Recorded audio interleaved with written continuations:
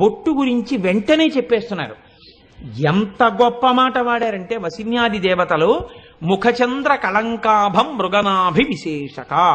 అమ్మవారి బొట్టు దేనితో పెట్టుకుంటుంది అంటే మృగనాభితో పెట్టుకుంటుంది. మృగనాభి అంటే కస్తూరి.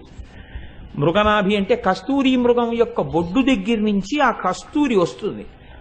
ఆ కస్తూరి మృగం ఏం చేస్తుందంటే దాని వాసన దానికి తగులుతుంది మేత మేసేటప్పుడు. అబ్బా ఎంత సువాసన వస్తుందో! ఎక్కడిదో ఈ సువాసన అనేది అడివంతా పరిగెడుతుంది.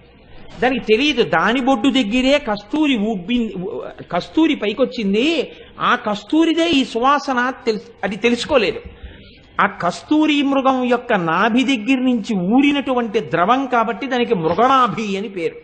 కాబట్టి ముఖచంద్ర కళంకాభం మృగనాభి విశేషక. అమ్మా, నీ ముఖమండలమునందు నీ లలాటమునందు పెట్టుకున్నటువంటి